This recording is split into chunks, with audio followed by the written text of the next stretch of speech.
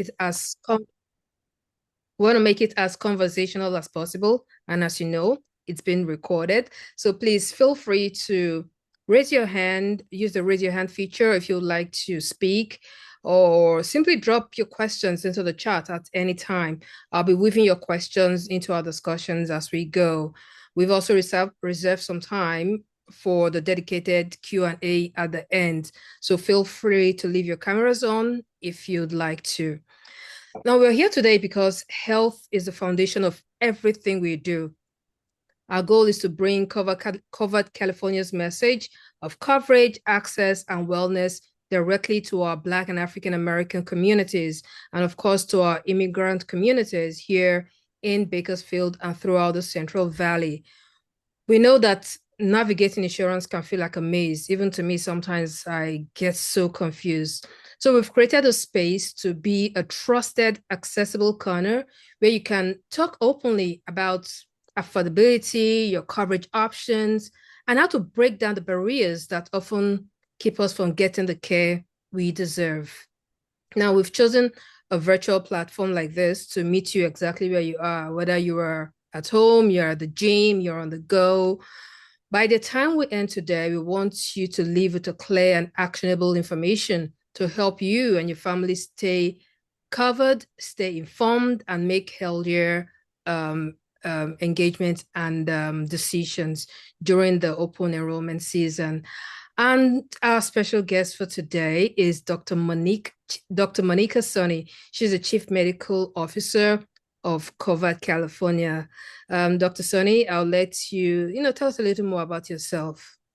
Great. Well, thank you so much for having me, and thank you all for being here and spending some time on the evening with us chatting. As mentioned, I'm Monica Soni. I'm the Chief Medical Officer at Covered California and a practicing primary care doctor, and have spent my career working in LA County seeing patients, which is where I still see patients, but also thinking about how to make health better for all Californians across the state. So feel very grateful to be in the seat that I'm in today and really excited to take questions and share what's been going on this open enrollment season. Okay, open enrollment season. But before we go dive in and talk about it, many times we talk about healthcare. There are so many jargons that we hear. We just throw it around, really don't know what some of these words mean. I mean, we could have words like we know of medical, Medicare, Medicaid, Covered California, deductible, premium, enhanced premium tax, so many things. Please, can you break it down for us in very simple terms? Yes, let me start by what Covered California is and where it's situated in the broader landscape, like you said. So, in California, our Medicaid program is called Medi-Cal. That's like our nickname for our Medicaid program. And that's an income-based program. In California, I'll just say, you'll probably hear me say this a bunch of times. I'm so grateful to be in California. We often have more benefits, enriched benefits, as compared to other states. And so in California, kids and pregnant folks actually are able to qualify for Medi-Cal, our California version of Medicaid, even at higher incomes. So that's like one important thing to know. There's sort of a richness of benefits over there. Then we have Medicare. Medicare is an age-based program. So that's where folks at 65 or older qualify for that program. And actually, there's a penalty if you don't sign up when you turn 65. So like definitely do that. And that's an age-based program. And then many of us are lucky enough to have insurance through our employers or through our spouses as well. And so that's another form of insurance. But then what are you to do if you make too much money for Medi-Cal, are not yet old enough for Medicare, and do not get insurance through your employer, or you're part-time, or you're an entrepreneur or a gig worker, a farmer? That's where Covered California comes in. So we were created after the Affordable Care Act now, well over a decade ago. And our whole function is to provide financial assistance to folks to be able to purchase their own insurance. So we're the state's marketplace. We now cover nearly 2 million folks across the state, which is incredible. And over 90% of the folks on Covered California get some form of financial assistance to be here because these are hardworking Californians, and health insurance and health coverage we know is expensive. When you come to Covered California, we're commercial insurance. So there's lots of choices. We have over 12 plans. It's the Kaisers and Blue Shields and Anthems of the world, including regional plans like Inland Empire Health Plan. And there are both PPOs and HMOs, and then, of course, integrated delivery systems. So let me define a few of those terms. So a PPO is the sort of the acronym for preferred provider organization. They almost don't mean anything anymore, but HMO is health maintenance organization.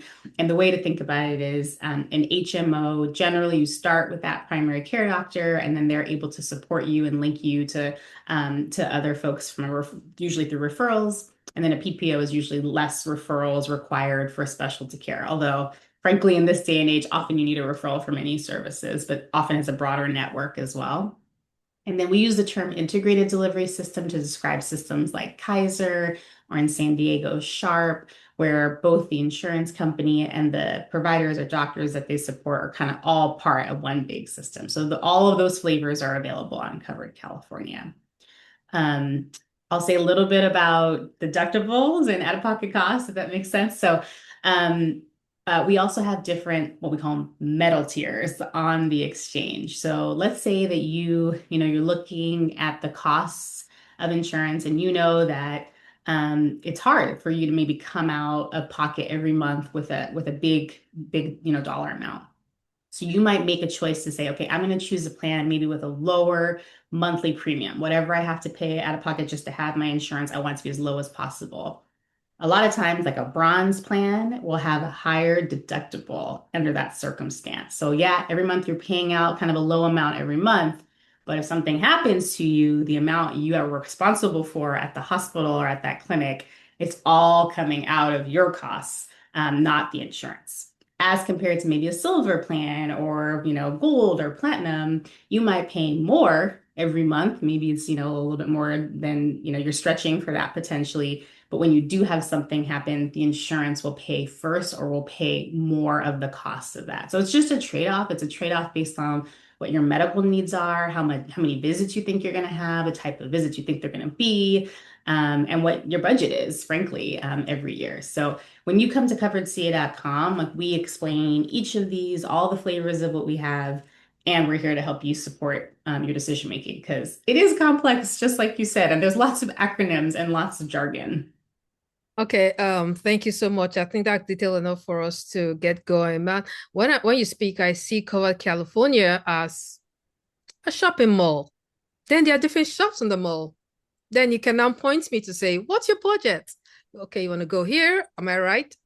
That is exactly right. And sometimes, you need a Saks Fifth Avenue, and sometimes you need a Forever 21, but it depends on what your needs are, what your household size is, what your income is. And that's exactly right. We're exactly the place where you can come shop, compare, and make the best choice for you and your family.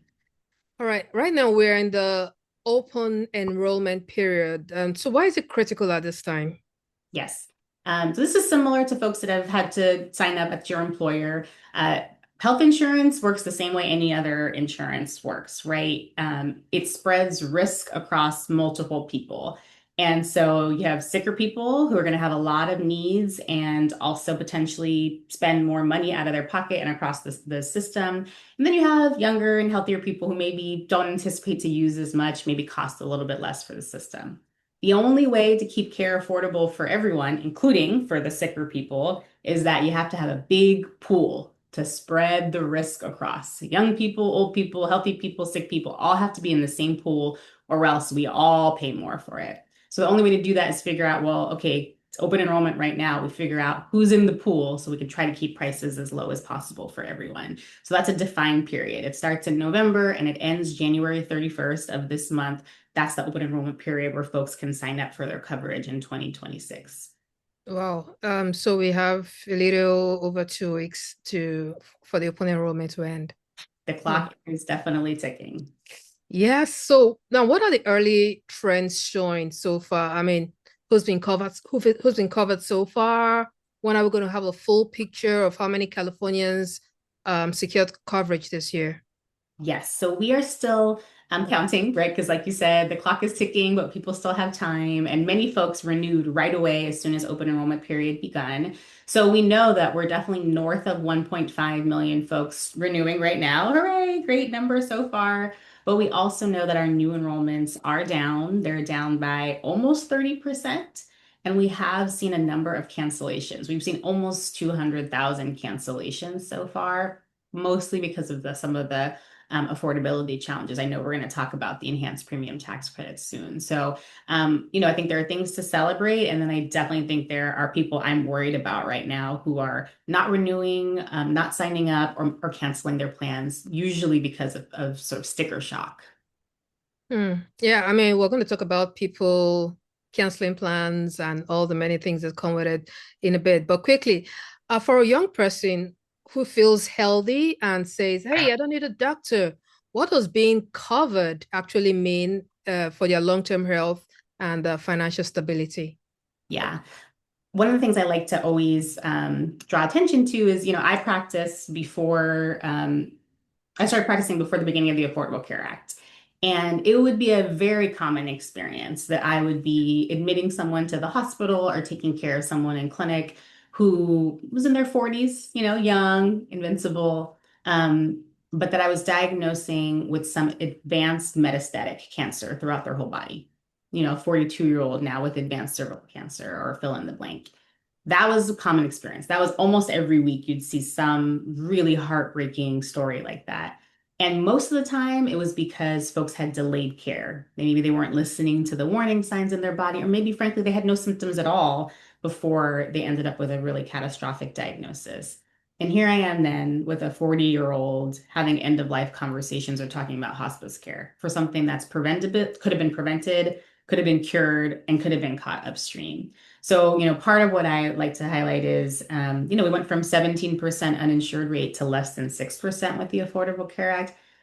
On the ground, what that translated to is that I don't see cases like that anymore. It's very, very unusual that someone shows up now with a totally undiagnosed, out of control, or, fatal disease in part because of coverage gains. So, preventive care is super important, even if we feel fine and the guidelines change, that's the breast cancer screening recommendation is age 40 now. The colorectal cancer screening recommendation is to start at age 45 now. We can catch things early, we can intervene, and we can cure diseases early. That's the miracle of modern medicine. But if we're not getting those services, again, we're going kind of back in time and not availing ourselves of the benefits of the preventive care.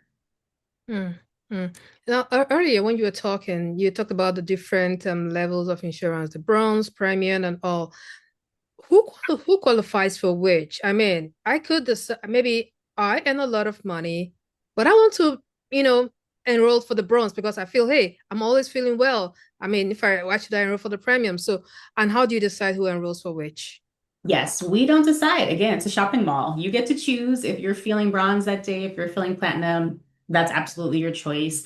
All of our plans cover what we call the essential health benefits. So it's not like if you choose bronze, you're choosing some garbage plan. That plan covers all the preventive care we just talked about. It makes sure that you have primary care still. All of those things are still covered, but it just splits the cost differently. So it's more, is it less upfront but more later, or is it more upfront and, less later? That's the only way to think about the difference there. And, lower income Californians in particular really do qualify for extra financial help. And so they're able often to get silver plans or enriched silver plans that, really lower that out of pocket costs, both from a premium perspective and a deductible perspective and any other cost sharing when you go to the doctor. So yeah, it's really your choice based on your needs and your preferences. All right. Let's talk a little about the enhanced premium tax credit, which is expiring soon. Yeah. How significantly would the loss of those federal credit impact a typical California family's monthly budget? Yes. So, and I see some questions from Michael in the chat too. So maybe I'll bundle these things together. So, there was a few different forms of financial help. When the Affordable Care Act passed, which some people call Obamacare, if people remember that back in 2013, it said that, states were allowed to create things like us covered California, where people could go to the shop, shopping mall, like we've been saying, and be able to purchase their individual insurance. But it also gave help to do that because we knew that premiums were expensive. So, lower income folks were able to purchase insurance and get a tax credit. So when you were filing your taxes, you would actually get that credit sort of represented there. So you could pay less every month for your insurance. It was so substantial, Michael, that we have folks that are paying $0 a month, $0 for their plans, and a good plan, like a silver plan, like we were talking about, a little bit more enriched plan. Then the Inflation Reduction Act passed, and it was really thinking about kind of middle class families. There was a group of people who didn't get any of that original support, and they were paying like 20% of their income to go towards insurance, huge amounts. They didn't have the same protections that the rest of us had. And so it expanded the subsidies. So it said, okay, lower income people get a little bit more. And for the first time ever, middle income people would get some support as well. That was tax law, so it was always set to expire December 31st of 2025.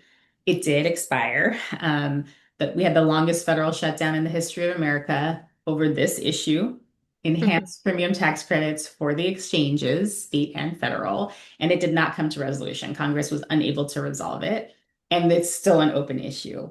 But it does mean that we entered open enrollment, losing all of the help for middle income families and losing some of the help for our lower income families. In other states, those numbers have been astronomical. Like you're going to people having to spend 20% of their incomes, 25% of their incomes more for the same plan that they had last year, or a lesser plan, a plan with less of that kind of support and wraparound. So it's a tough situation, particularly for those middle income folks. Okay, before I take my next question, let me go to the chat where Michael is asking a question. He says, why is it called affordable care? I think he must be emphasizing on affordable.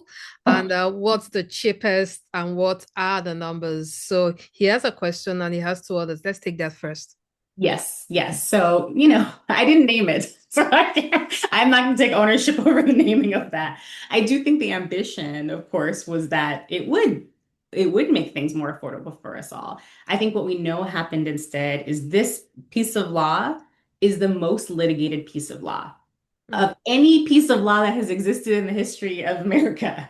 There have been over 70 attempts to repeal, replace, or attack pieces of the Affordable Care Act. So, as you can tell, a lot of people have feelings about healthcare and people make money off of healthcare. So, even the original law was moving forward. There were lots of behind the scenes lobbying and debates about the things that were meant to lower the cost containment. So, we ended up with expansion of coverage, but we didn't really end up bending the cost curve down.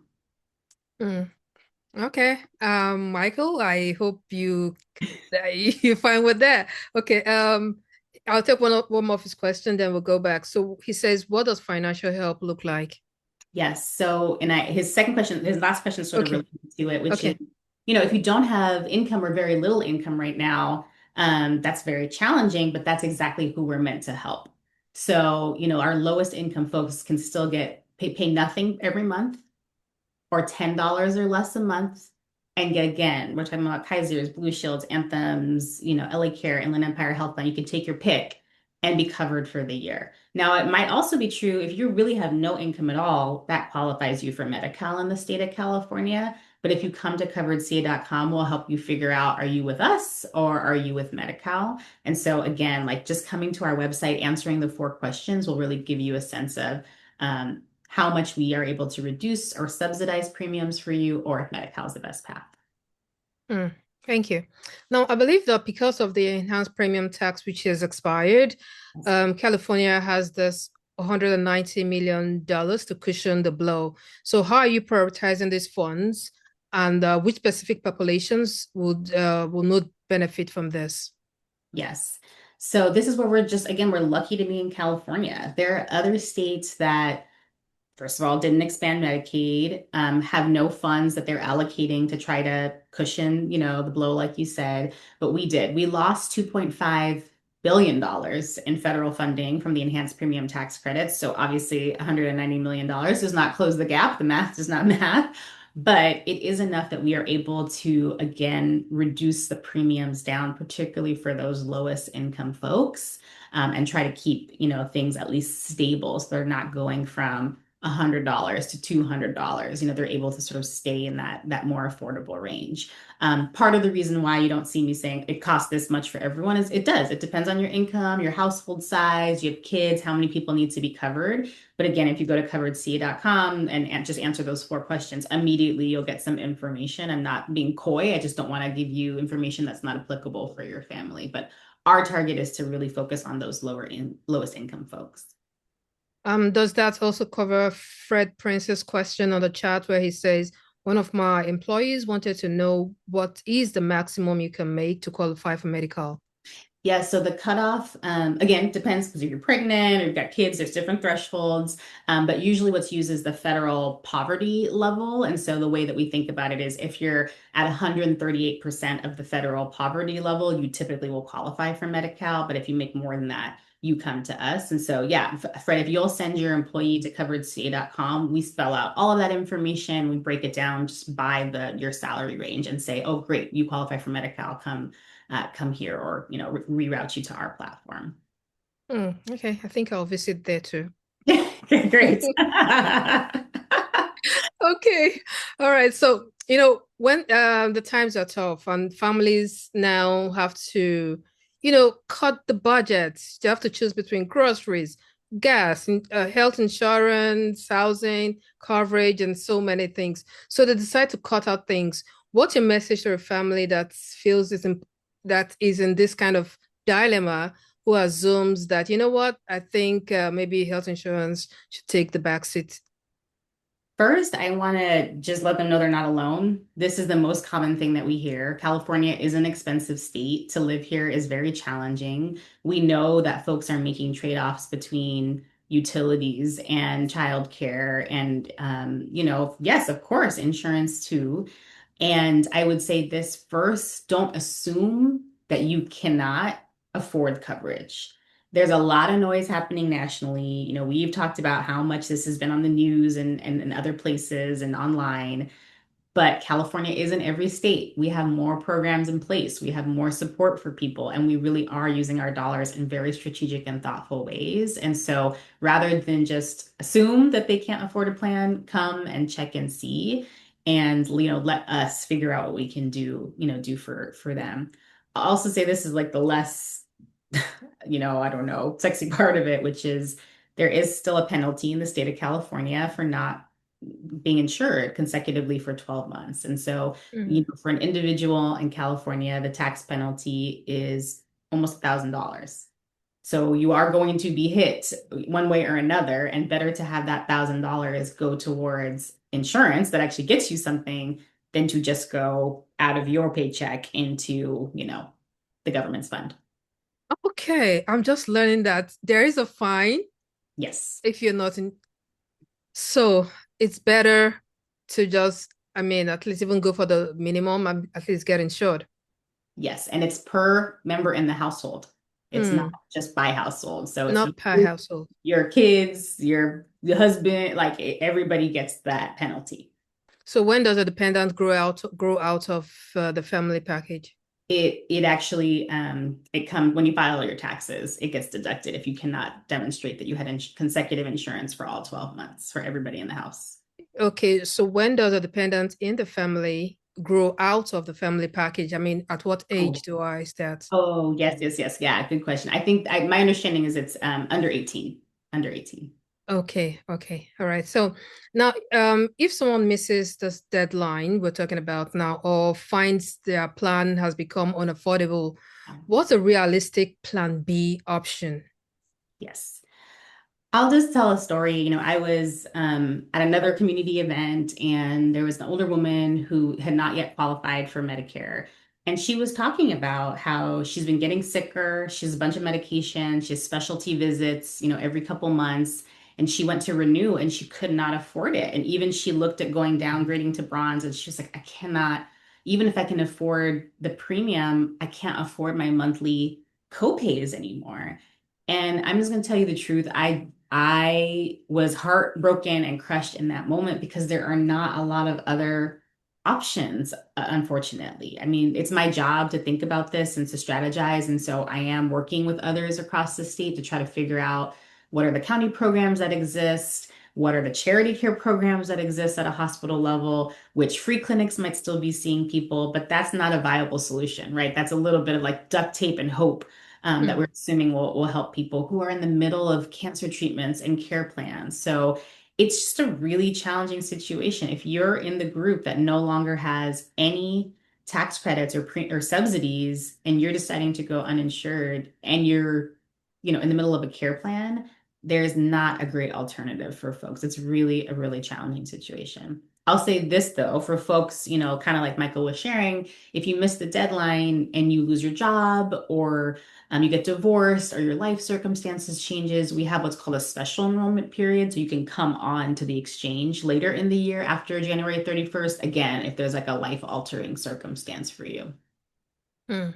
All right. I just remembered I thought about, I know you have this thing called Poppy. Yes. We'll talk about it later on. Yeah, Yes, of so course. maybe That will I should be go that and will be the like positive uplifting side of this. yes, I think we've talked about too many gloomy things right now, so we need something a little more Yeah. uplifting.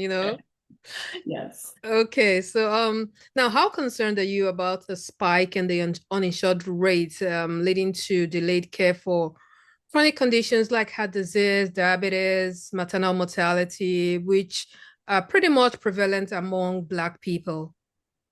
I'm extremely concerned. This is for sure the thing. There's so many things that I think have been a challenging last year for us all, especially in California and in Southern California. But this one, like the numbers are so staggering, right? We were estimating that we might lose 400,000 people off covered California. And then so I'm still doing gloom for a little bit, okay? And then there's SNAP benefit changes coming, again through the Big Beautiful Bill or HR1 is what we call it. That's another several hundred folks that won't have EBT or food benefits. And then the Medi-Cal changes, right? Because the federal administration made changes there too. They start in 2027. The estimates are that 3.5 million Californians might go uninsured from the Medi-Cal changes. I'm giving you crazy numbers right now, right? 1 in 3 Californians is on Medi-Cal. We're the small fishes compared to them. I mean, all of this is happening at the same time. What does that lead to? That leads to people who are sick and have needs having to go to the emergency room. The emergency room that we all is a shared resource for us all. Longer wait times, more impact. We already know that we have hospital systems that have been closing down. We have more maternity deserts, right? Many of the maternity hospitals have closed. Those same hospitals were counting on the money from covered California members, from Medicom members. That money is gone. We will have more closures. We will have more clinic closures and hospital closures for sure. So more people trying to go, less access points. I mean, it's a tough situation. It's sort of a perfect storm of attack right at the kneecaps. And again, it will be worse in other states. California, at least, is making plans and thinking about how to brace our system, but it's definitely going back in time without some of the safety nets that we previously had in place. How can they navigate this? I mean, one, I think, is to be in constant communication with each other. Here's my first attempt at a silver lining. One is that, I'm in seat here. I have super strong relationships with the folks at Medi-Cal, with the folks at CalPERS, with the folks at the California Department of Public Health. We are talking together, strategizing together, figuring out how do we make things as seamless as possible. If somebody drops off in one situation, how do we capture them right away without them even having to, do a bunch of work? How do we make that as seamless as possible? We already have a state where when some of the laws changed federally, we changed the laws to protect our people in California. So we have a very responsive legal system also. Our attorney general has sued multiple times about unlawful action at the federal level as well. So I do think we're not just letting it happen to us. We're fighting. We're trying to fight for Californians, protect Californians, but it is a little bit daunting. I don't want to minimize that. There are a number of challenges coming from multiple angles. Mm, yeah, sad. So then beyond having this insurance card, can people actually see a doctor? You've just explained that some hospitals are closing. And with this current shortage of providers, what is Covered California doing to ensure that there are enough doctors in such low income and rural areas, communities like in the current county, the Central Valley, and other places? Yes. Let me start with the population health investments that you mentioned. So we are, I think, unlike other states in that we at Covered California are active purchasers. So every year we sit across the table from those health plans, Kaisers, et cetera, of the world, and we negotiate, try to keep prices down, as affordable as we can. We are fighting across the table about what we think is the right premium levels.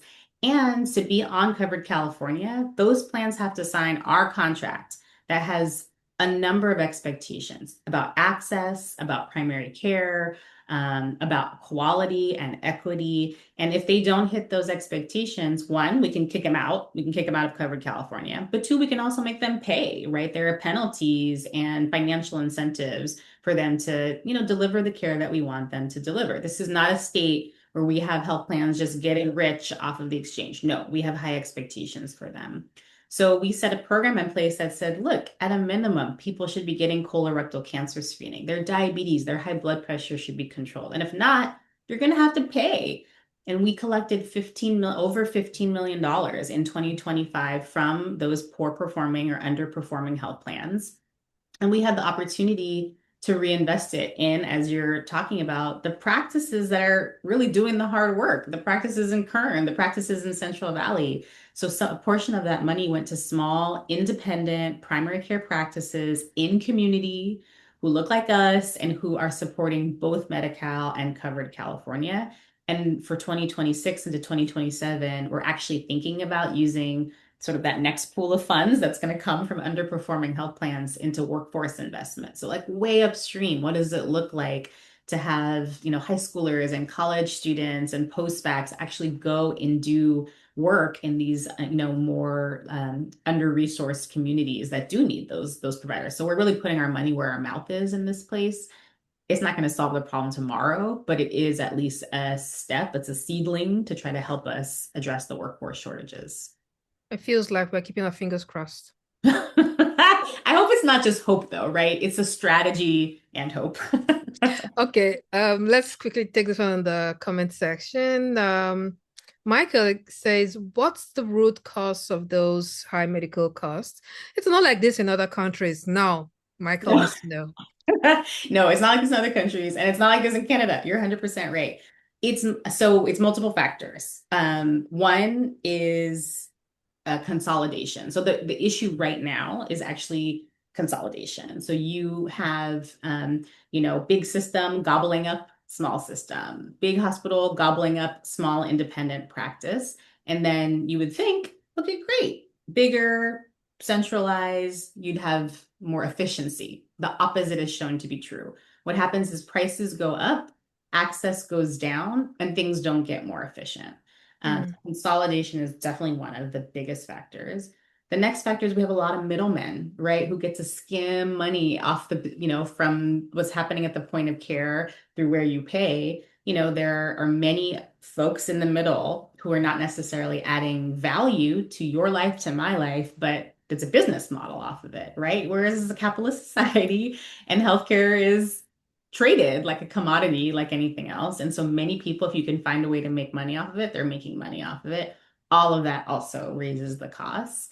And, I think there is some interesting idea that we're higher acuity potentially in America, right? That we have higher rates of obesity, we have higher rates of chronic conditions, we don't get all of the preventive services in ways that other countries get earlier on in our lives. And so we're also more costly to take care of.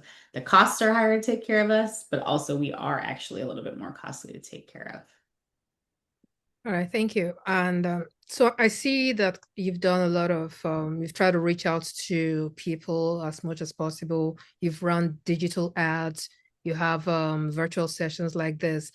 But do you have your team members in community spaces, barbershop, clinic, churches, talking to the people? Yes, I was actually at a minister meeting on Saturday. I mean, Okay. for sure. Like, I'm out in the world, and then we have phenomenal on the ground folks. We actually have over 14,000 on the ground enrollment agents, partners, and navigators who, we make sure are speaking the same languages, are, living in community. And if you go to our website, coveredca.com, and you put in your zip code, it will tell you the next closest person in your community who can help you. You don't have to pay them, right? That's all managed separately. That's a free benefit. And they help people figure out, to Michael's question, can I qualify for Medi-Cal if I have a green card and I'm a Canadian? Or here's my income level. Is it covered California? All of that is work that the navigators and enroller partners and agents on the ground are there to help answer. So absolutely, that's been a very important part of our strategy. All right. About a month ago or thereabout, I wrote a story when I saw a report that three to Black mothers in California are 3 to 4 times more likely to die from pregnancy-related complications than those from other races. It got me worried. I kept thinking. So, having you here now, I'd like to know, is Covered California doing something to address this? We are, I'll say in California, though, 50% of all birds are on Medi-Cal. And Mm, so, because of the richness of benefit, you can have a higher income and be covered by Medi-Cal. But we still have about 15,000 births per year. And so, both because it's important for us, but also because it's a California-wide strategy, we have a few different things that we're doing. One is, just to nuance the statistic that you provided, two-thirds of those deaths are in the postpartum period. So, after you've delivered, and actually in the late postpartum period. So this mm, is months after you've delivered that something happens and then you're, in a risky situation and you die. So that's very interesting, right? It's not your OB that's seeing you even anymore. It's nobody probably. And that's part of the problem, right? Primary care is not necessarily catching people immediately postpartum and doing a bunch of wraparound services. The OB, does your 6 week follow-up visit and really doesn't see you again after that. So one of the things that we've been putting into our contract and our expectations are that there are doulas available, there are midwives available, there are other workforce members who do more of that longitudinal care, including in the postpartum period. We also track prenatal, postpartum, depression. That is one of the reasons why the mortality rates is so high. We do see that postpartum depression, not just in Black women, but in that postpartum death statistic, some of it is from really severe depression and consequences of that. So we track that data point. Again, we don't have so many births that I could give you trends as to what's going on there, but we track that and we stratify it by race and ethnicity. And then we actually publish all of our data publicly.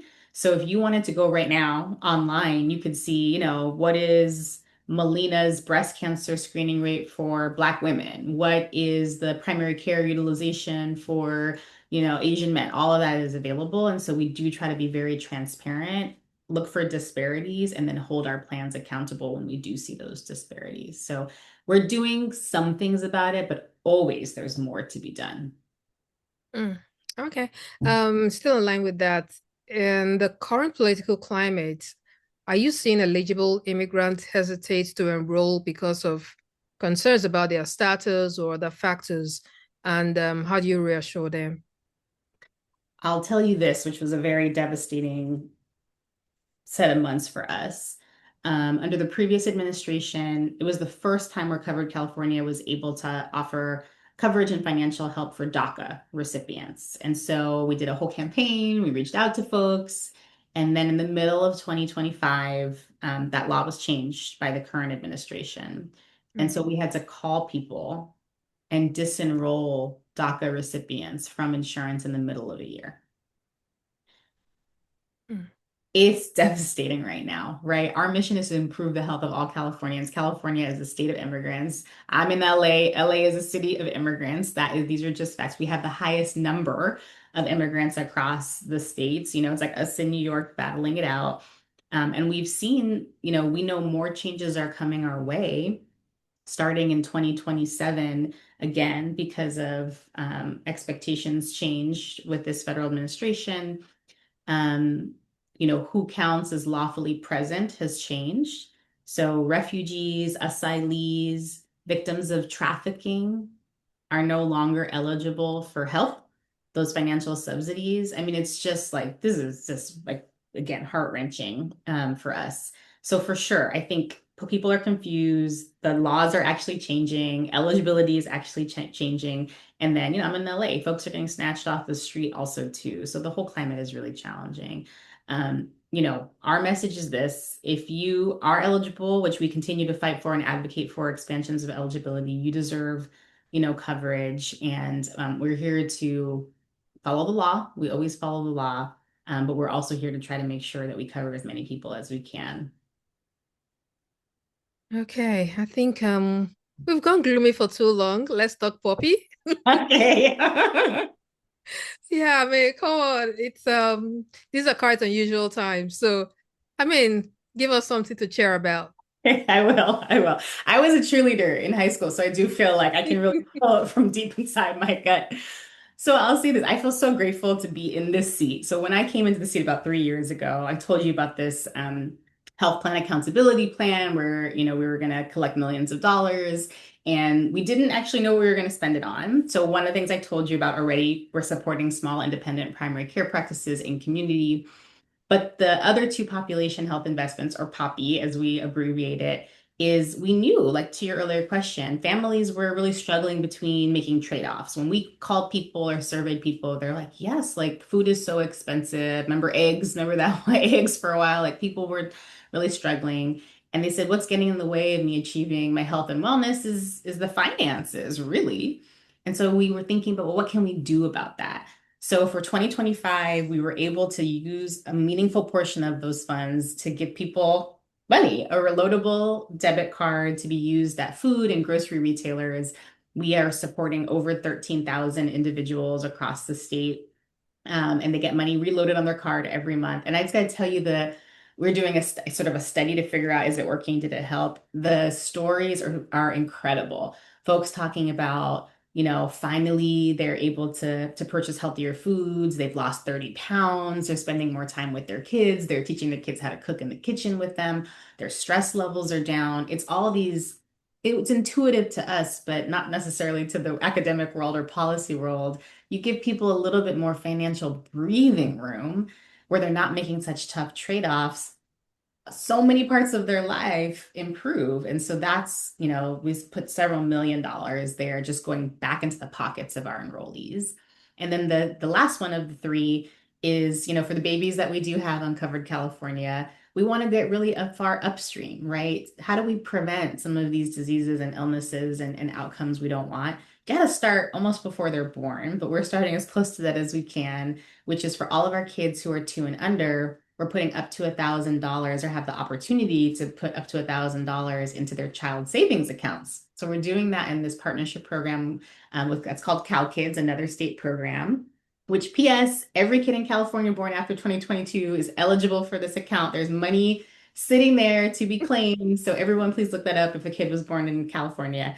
So we're putting extra money into those accounts. And we know that you have just a little bit of money in that child savings account, the likelihood of going to a 2 or 4 year college increases substantially. We know that educational attainment is a path to economic mobility, is a path to health and wellness. So this is really one of our really far upstream interventions to help our babies be healthier than we all are. All right, so I this is a good time to have a kid in California. There's at least money waiting for you. All right, thanks, Dr. Soni. Let's quickly move on. Let's look at the future. How does having consistent coverage change the way a person views preventive care? Can you share some clinical examples of how catching it early saves the system money and saves lives? I was talking to a friend and colleague just today, just before this call, and she just turned 45. And so the new guidelines are that it's time for colon cancer screening. She's insured and she's lucky enough to have, a great health system that immediately mailed her in the mail a test, a poop test or a stool test to check for colon cancer screening. She's very diligent and responsible, so she did it right away. And then she was, busy for the holidays, logged back into her patient portal, and she had a message from her doctor. And she didn't, think anything of it when she opened it. Actually, that test was positive. It was positive for blood, which is an abnormal finding. Hmm. And so, she is at higher risk for potentially having colon cancer. And she's scheduled for her, diagnostic colonoscopy. She's going to get it done in just the next couple weeks.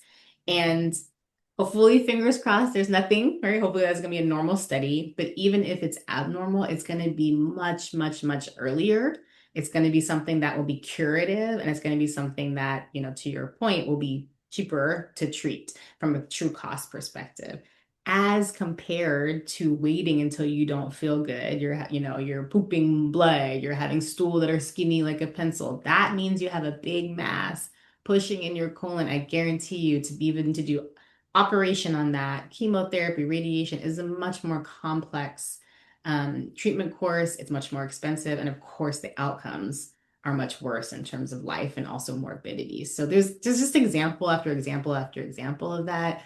Even thinking about vaccines, right? Like, um, we're in a kind of wicked flu season right now. Hopefully, nobody on this call got flu, but even in this circumstance, take getting the vaccine to protect your immune system. It may not prevent you from getting any part of the virus because it's a bad season this year, but it's going to prevent you from ending up in the hospital and having a hospital bill from having influenza as compared to having 1 day sick at home. So just lots of examples of it being cost saving and better for you.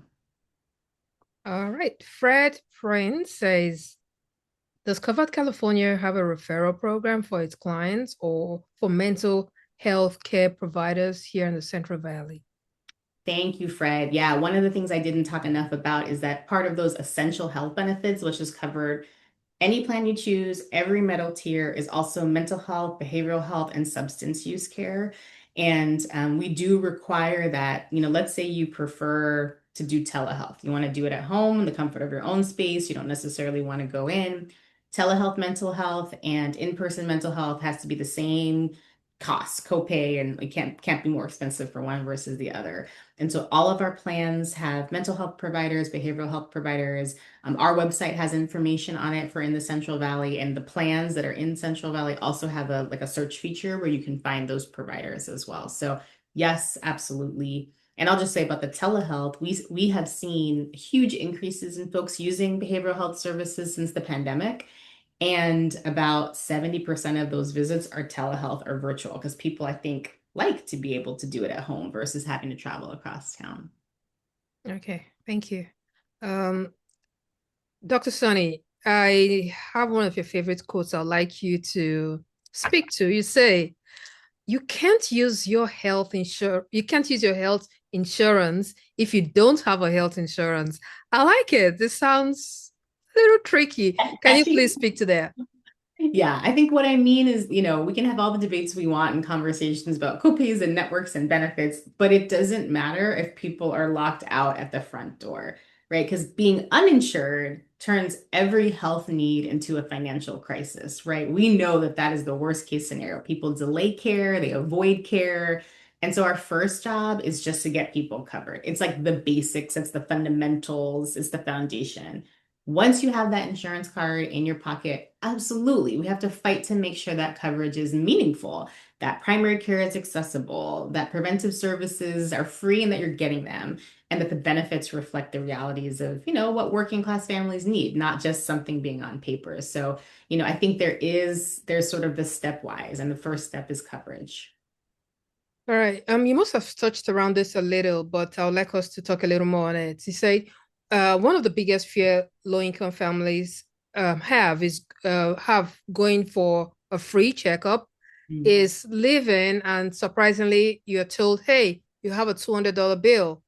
So can you explain the difference between a preventive visit and a Mhm. diagnostic visit? And if the person is going to see the doctor, what does it say so that it doesn't get suddenly billed for something else? Thank you so much for this question. And I've really been thinking about making a little one-pager cheat sheet on this. And I think I will for this year because it's been such a complicated year. And it's almost like it's so ridiculous. It's not the way we experience our care, but it's how the billing system works. So, what I mean by that is I told you all these things are covered by law under preventive care, and it's $0. You can't be charged copay. You can't be charged coinsurance. You can't be charged deductible. Free, free, free, free, free. So what's on that list? If you were to call and say, "Hi, I want a wellness visit," or "I'm coming in for my preventive visit," they can't charge you for that. That's free, free, free, including for your kids, right? Your kids' well child visits, whatever age that they're due, that's free. And then in that visit, all of those services that are covered by law are available to you. So that's if you were to say, "I would like all of my, guideline recommended screening tests." Guideline recommended, then you got all the cancer screenings that are recommended for age, depression screening, chronic disease screening, and I want, all the preventive immunizations. All that stuff is free too. So that's your flu shot, your COVID shot, anything else you qualify for by age.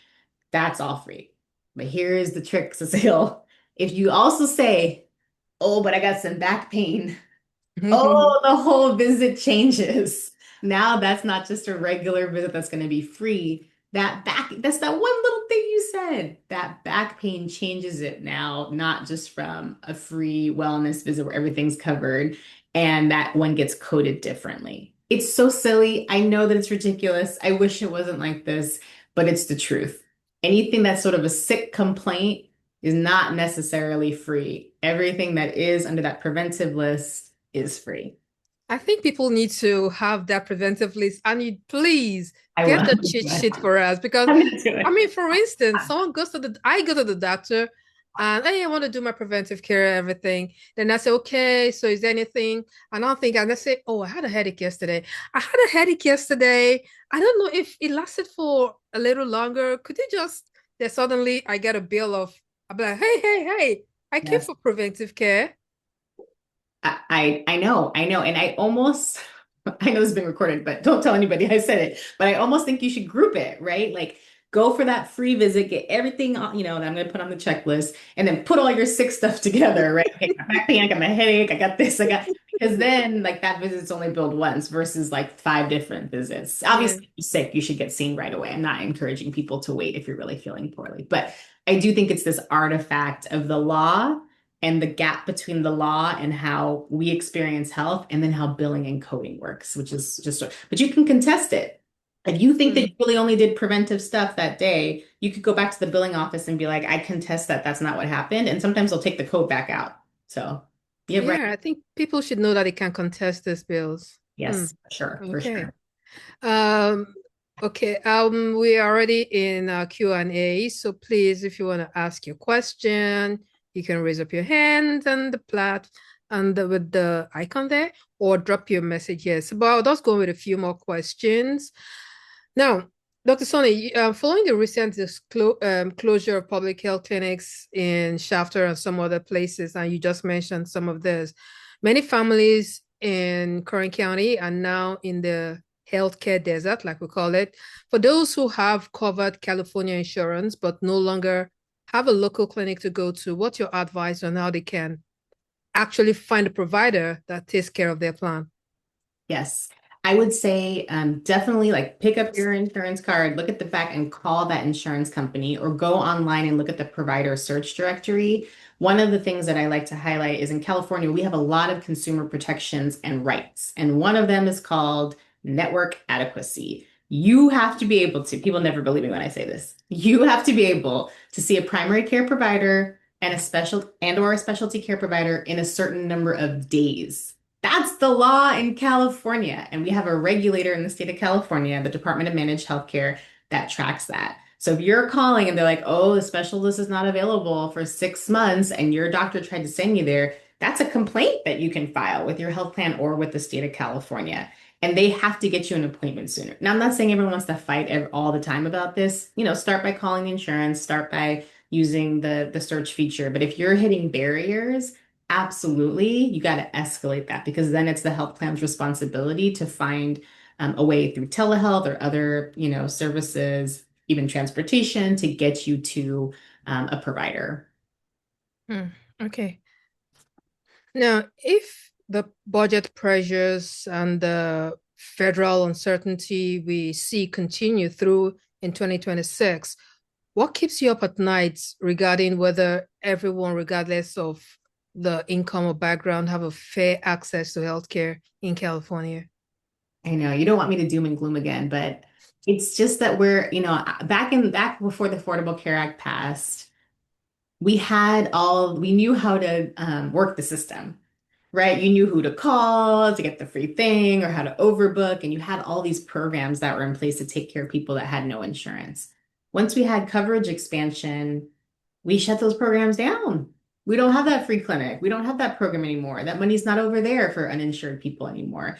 And so the health system is very inelastic. We can't overnight create a bunch of access points or programs. I mean, we try and we will try, but I do worry that we'll be, I hate to say it like this, but worse off even than we were before, because at least before we sort of knew we got to figure out how to take care of uninsured people. Now, overnight, we've taken the safety net away, or we've taken coverage away, and we don't have that safety net waiting for us. So I just worry about people. I worry about our people. I worry about Californians, and I worry about how we'll prevent people from dying. I mean, there's some estimates, especially with those Medicaid numbers, that there'll be like 50,000 deaths a year that could have been prevented had we not had some of these changes come into play.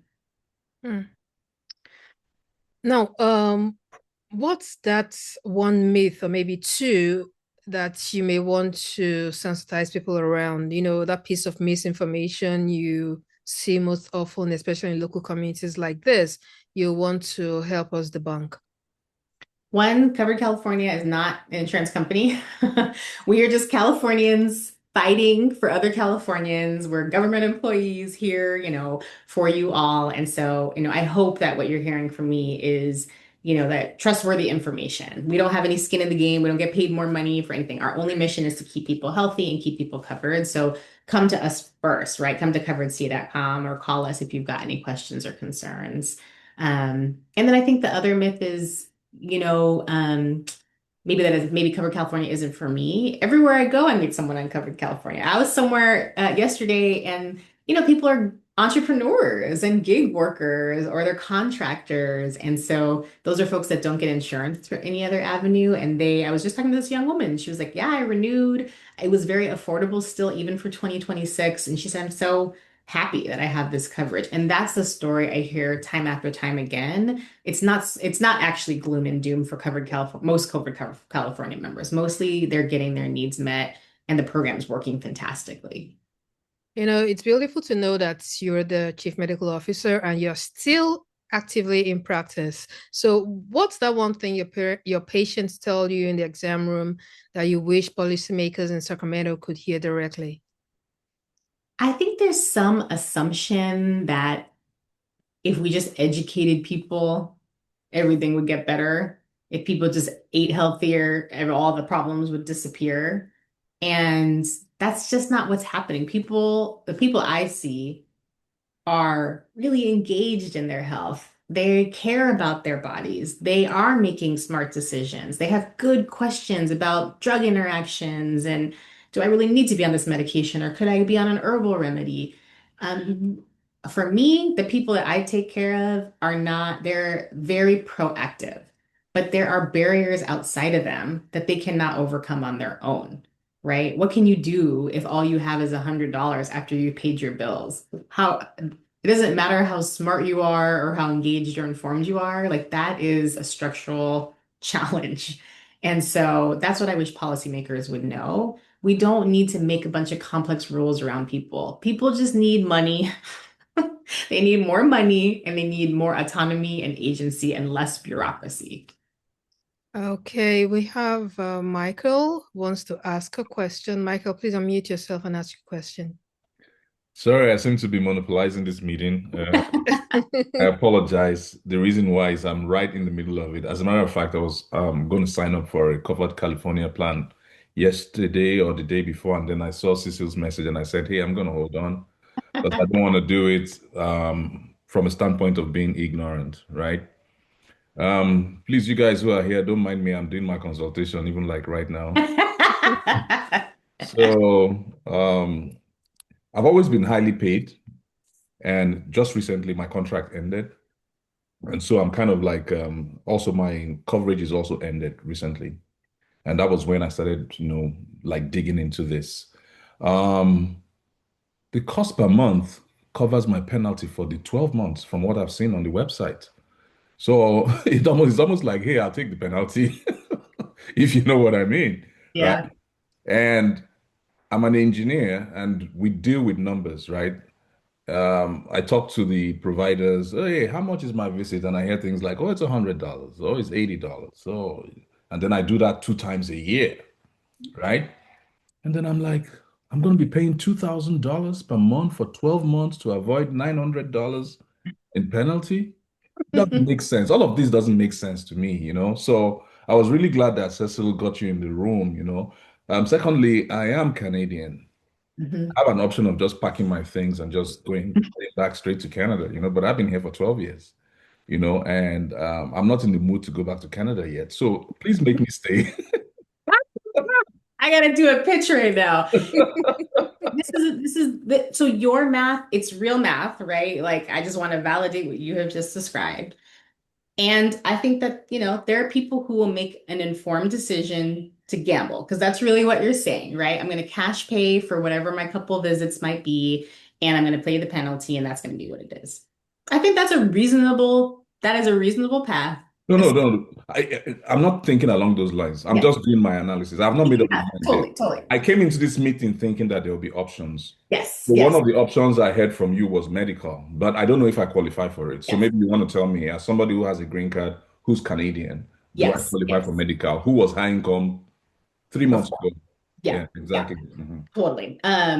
So let me just close out that window because not you, but other people will do that math and think I might gamble, right? Like maybe I don't actually need to do this. And I don't judge anybody for any decision that they make, right? I'm a primary care doctor. I'm not in the game of judgment. But I do think what happens to those folks when they get into a car accident. This is another, someone was telling me they're bike riding. Someone else hits them. Okay, now you're in a catastrophic situation and you're going medically bankrupt, right? So I do think it's just a calculated risk. Folks have to decide about that path, but yes, that's one path. And then part of the reason why I'm not shirking your question, but some of the specifics of your income threshold and how much you estimate you might make in 2026 are the most critical part. So the simplest is if you're like, I'm probably not going to work at all for the rest of 2026, that's for sure a Medi-Cal situation. That's unlikely to be what your situation is.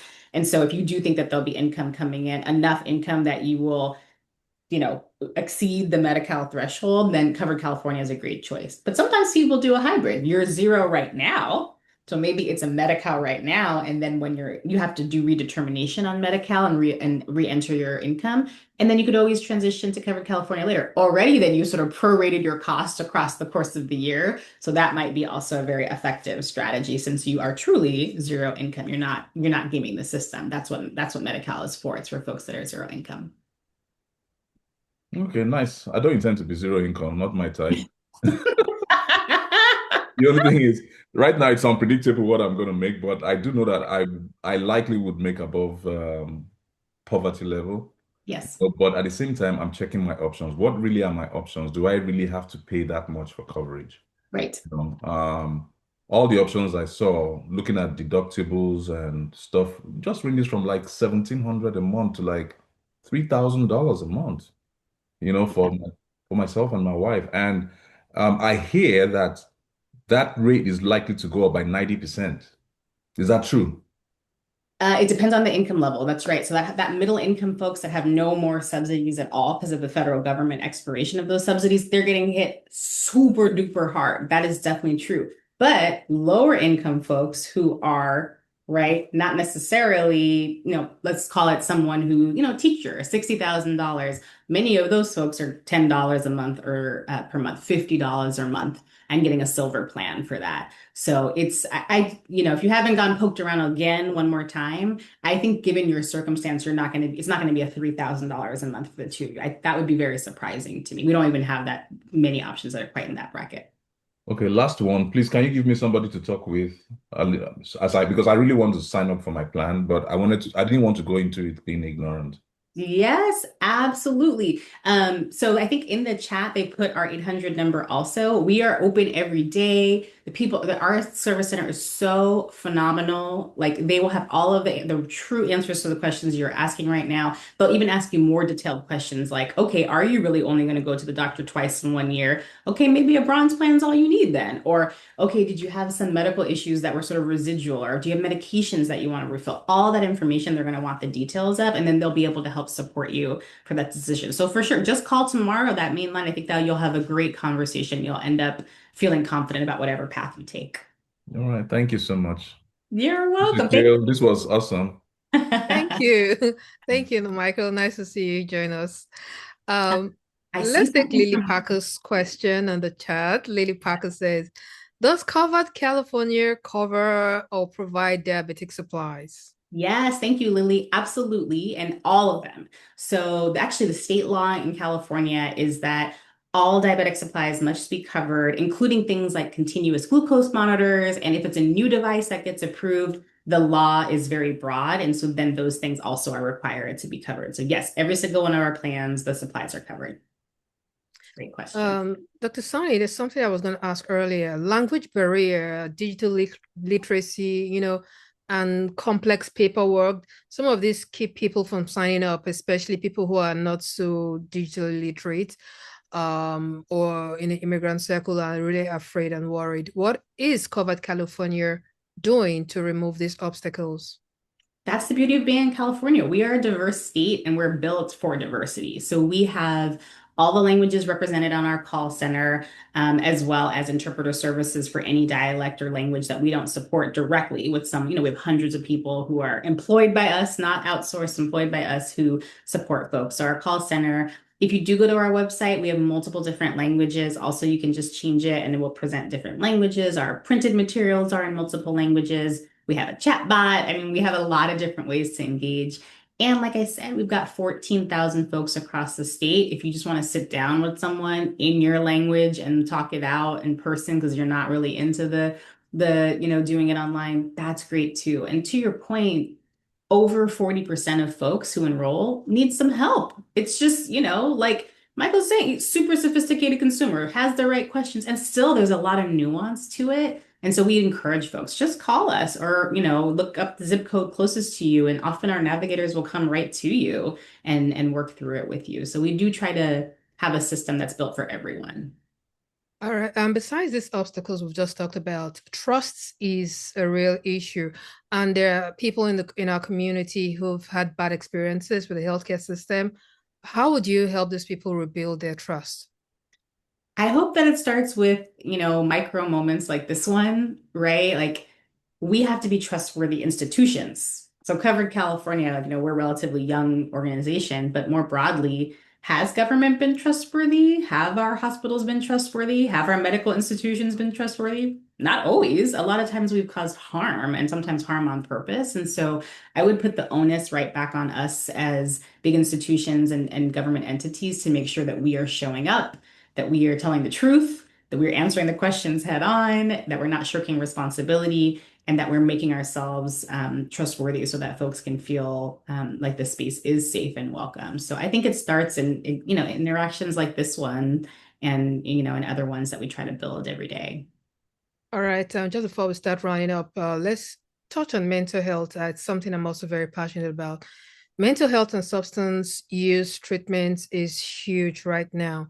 What kind of coverage does Covered California plans have to provide these services? Yes, as we talked about earlier, this is one of the essential health benefits. So any plan that you choose, any metal tier, it's included just like maternity, just like primary care. There's no distinction between those things. So we spend a lot of time thinking about this, tracking it, publicly reporting on are folks actually able to access care, serving folks. Did you have a hard time finding somebody?